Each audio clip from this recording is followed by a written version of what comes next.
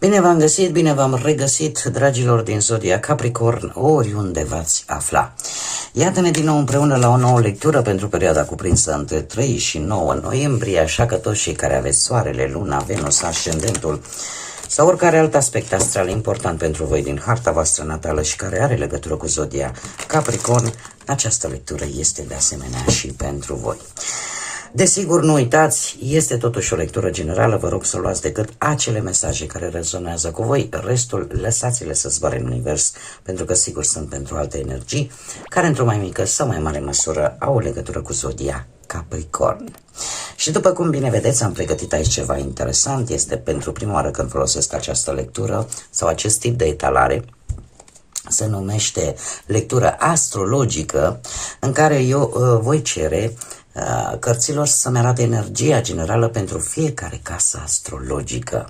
Eu zic că este interesant și haideți să vedem ce iese și să cerem cărților de tarot care este energia generală pentru fiecare casă astrologică a dragilor mei din Capricorn în perioada 3 până pe 9 noiembrie. Care este energia generală pentru fiecare casă astrologică a dragilor mei din Capricorn în perioada 3 până pe 9 noiembrie? Să vedem.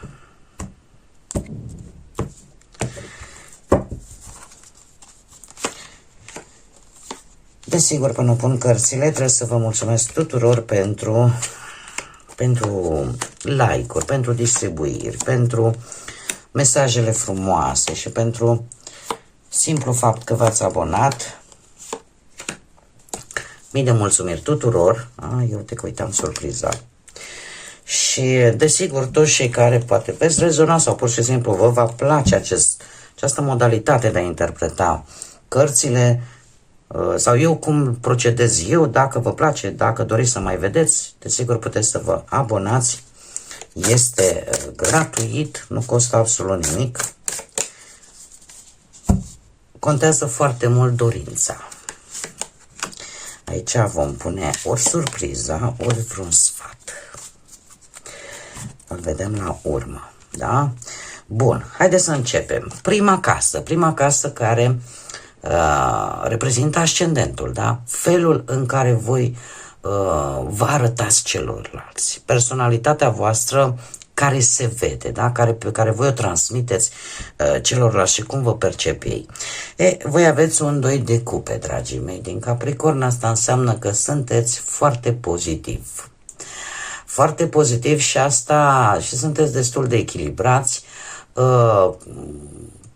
Cum să spun, lucrul ăsta e valabil cam... nu știu, cred că ați avut parte de o conexiune, ori o conexiune foarte bună pe partea asta sentimentală, ori că ați reușit voi să să echilibrați un pic anumite aspecte din viața voastră, dar sunteți într-o energie pozitivă și unii dintre voi, aș spune, chiar sunteți deschiși către nou, nu știu, poate că pentru o nouă relație, pentru o nouă conexiune, dar în general energia este una bună. Casa a doua avem un rege de bâte, zodii de foc, berbec, leu, săgetător. Casa a doua vine pe partea asta a finanțelor, a resurselor, a posesiunilor și a valorilor tale. Și cum să nu, pe partea asta a finanțelor, acest rege de bâte se pare că îți folosești istețimea de a obține anumite lucruri care, sau anumite bunuri, sau anumite sume de bani. Așa că și aici sunteți pe drumul cel bun în săptămâna următoare. Casa 3 avem o regină de bâte de data aceasta, avem suita regală.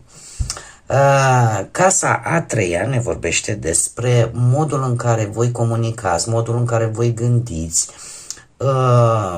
potențialul pe care voi îl aveți în a deprinde lucruri noi, practic abilitățile cu care voi v-ați născut și eu își mai spune că e vizat și călătoriile scurte.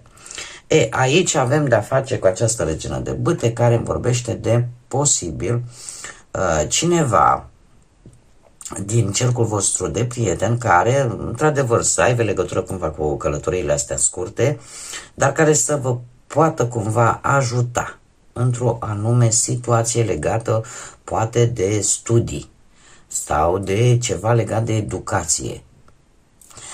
Cum de asemenea putem vorbi de,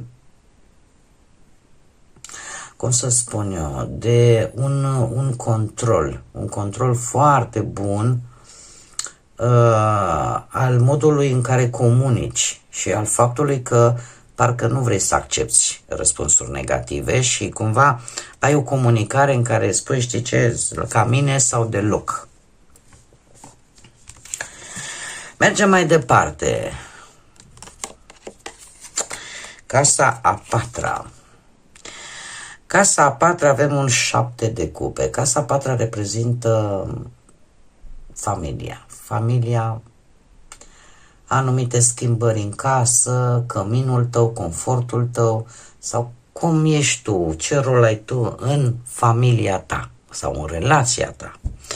Ei, dragilor, voi sunteți un pic nehotărâți. Eu aș spune că aveți de ales, de făcut anumite alegeri vis-a-vis de căminul vostru. Nu știu dacă vreți să schimbați ceva în căminul vostru, în casa voastră, sau să schimbați casa sau să vă schimbați poziția în familia voastră, opinia pe care poate voi ați avut-o până acum, dar încă sunteți indeciși.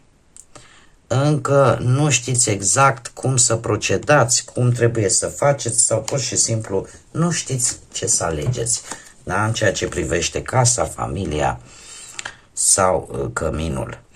Casa a cincea. Casa a cincea se pare că ceea ce vă face pe voi mândri, vă face, cum să spun eu, să vă simțiți voi speciali.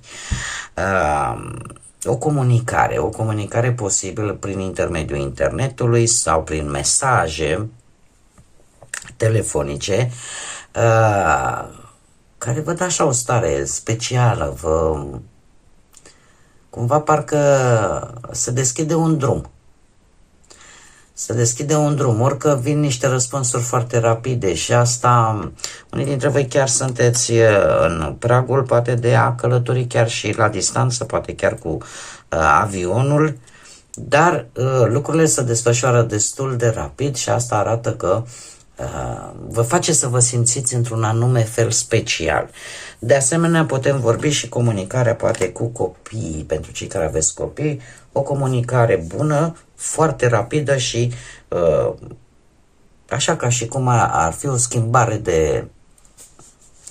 că îmi vine numai în spaniolă. O schimbare de direcție, dar într-un mod foarte rapid și care poate să aibă legătură și cu copiii și să implice chiar și o călătorie. Casa a șasea. Ei, dragilor, casa a șasea avem un 10 de bâte. Pe casa a șasea e munca. E munca, e datoria față de ceilalți, sănătatea, forma fizică și ceea ce vă preocupă pe voi cel mai mult. Depuneți într-adevăr foarte mult efort și ar trebui în această perioadă să nu prea vă mai supraîncărcați. Mare atenție cu spatele, dacă vorbim de sănătate, mai ales cu zona cervicală, de asemenea. Dar în general, plecând așa de la ceafă în jos, cumva tot ce ține de mușchi și chiar de partea asta osoasă, dar cu acest 10 de bâte sunteți, trebuie să fiți un pic mai atenți la bunăstarea voastră fizică, dar și emoțională. Chiar dacă eu știu că voi depuneți, nu vă dați înapoi, munciți extraordinar de mult, mai ales când vreți să vă îndepliniți un cel, dar câteodată trebuie să o lăsați un pic mai moale așa. Ei, și avem casa a șaptea. Casa a șaptea care ne vorbește de perechea voastră sau chiar de dușmanii voștri, ăia consacrați, pe care îi știți. Și... despre ce mai poate să ne vorbească, ne mai poate vorbi și despre, cum să spun eu, pentru cei care nu aveți pe cineva în acest moment, apare un eveniment unde Nu știu dacă mai țineți cont care e dușman, care e prieten, dar cert este că cei care sunteți singuri sunt șanse să găsiți totuși pe cineva sau cineva să vă atragă atenția. Este un eveniment important și de asemenea unde se pot face și niște înțelegeri. Înțelegeri poate chiar cu proprii voștri dușmani, aia pe care îi știți, sau se pot încheia anumite contracte bune. Da? Pentru că ne poate vorbi și de lucrul acesta. Așa că, sau și un eveniment în care voi posibil să mergeți cu perechea voastră sau perechea voastră într-un fel sau altul, sau să aveți o implicație directă vis-a-vis de acest eveniment în săptămâna următoare. Avem un rege de spade pe casa 8-a. Casa 8-a, dragilor, foarte pasional așa, nu prea o să fiți voi săptămâna viitoare, să zici, mamă, mă dă afară îndrăgosteala și mă dă afară pasiunea, nu. Din punctul ăsta de vedere, se pare că sunteți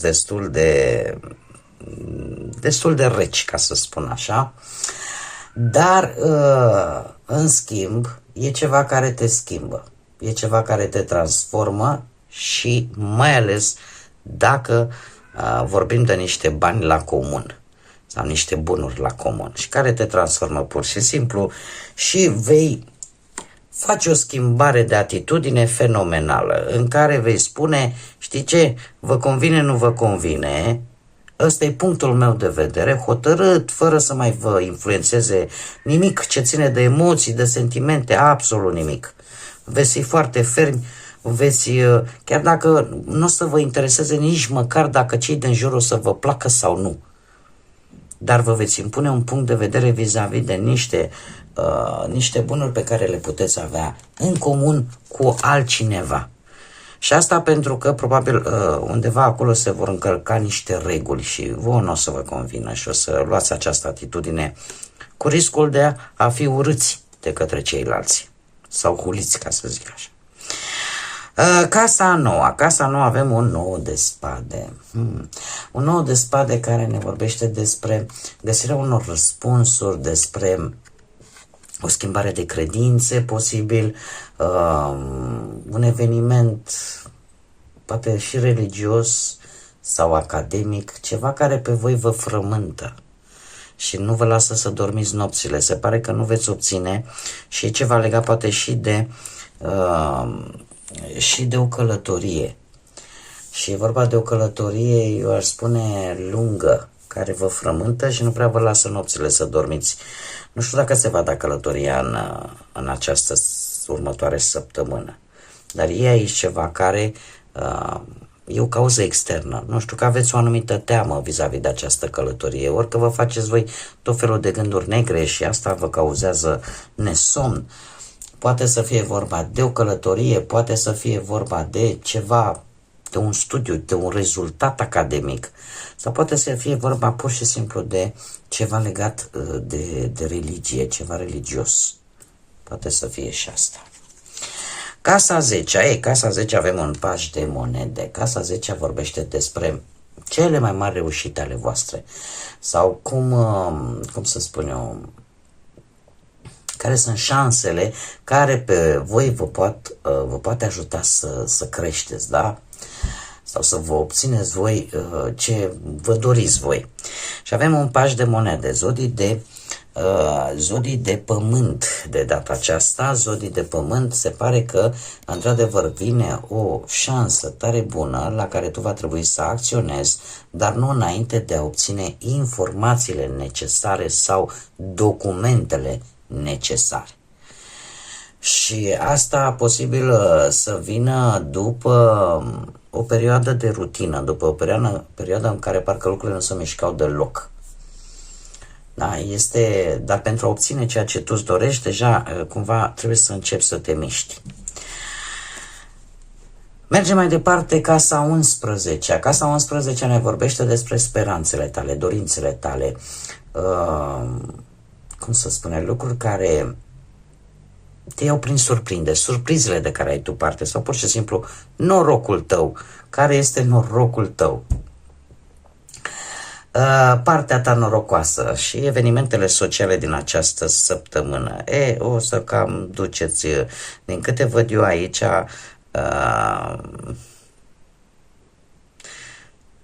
cel puțin pentru cei care se regăsesc în lectura de astăzi, norocul la voi este muncit. Norocul la voi este muncit și, din păcate, aș spune, nu știu când norocul fie ăsta, că exact când se rezolvă o anumită situație care pe tine pentru care tu ai muncit foarte mult, e posibil să mai apară o mică întârziere sau să mai apară o mică piedică. Cumva, lucrul ăsta, într-adevăr, că te va lua prin surprindere. Te va lua prin surprindere. Asta nu înseamnă că nu se rezolvă, dar e posibil să aibă și mici întârzieri. Ei, casa 12, casa 12 care vine în general cu acel ceva superior, care cumva preia controlul vieții noastre și care, în momentul în care acest lucru se întâmplă, noi trebuie să fim precauți și să nu luăm decizii importante. Cum vedem când ea, această entitate supranaturală, universul, divinitatea, când preia controlul vieții noastre? Atunci când lucrurile nu le vedem clar, indiferent cât de mult ne-am chinui să le vedem mai limpede. Atunci trebuie stat un pic, așteptat și fără grabă, mai ales că aveți luna, care luna ne vorbește tare mult de precauție, de ascultă-ți intuiția, nu te grăbi până nu vezi lucrurile clar, ca să poți să iei o decizie în consecință, mai bine așteaptă. Haideți să vedem acum și dacă avem parte de o surpriză sau de vreun sfat. Ia să vedem.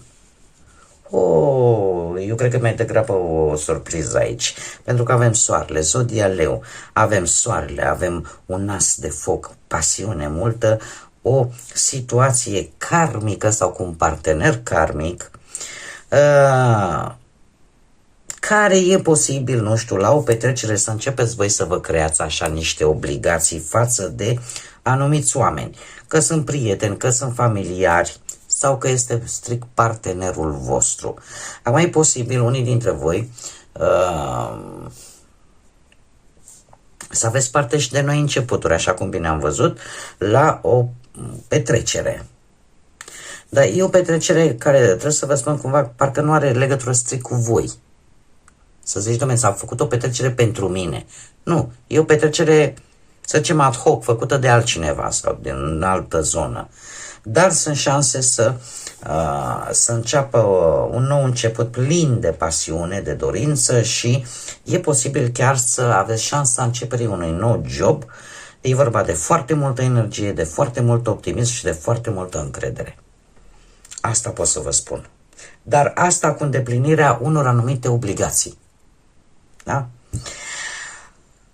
Bun, dragilor, cam atât am avut pentru voi. Eu sper că am reușit cumva să vă răspund la anumite întrebări, la anumite frământări. Sper că v-a plăcut genul ăsta de lectură. Eu vă mulțumesc că ați fost prezenți aici lângă mine. Aștept cu mare nerăbdare, ca și ceilalți care poate ați rezonat, poate v-a plăcut, să vă abonați dacă n-ați făcut-o până acum, că este gratuit. Iar cât privește ceilalți care nu v-a plăcut, dragilor, sănătate și virtute, fiți binecuvântați, dar nu mai îmi dați mesaje de-astea care să mă jigniți și să-mi jigniți și inteligența și persoana mea ca și om, că eu vă tratez aici cu mare respect. Și am pretenția asta să fiu tratată lo mismo, cum spun spaniolii, da, la fel.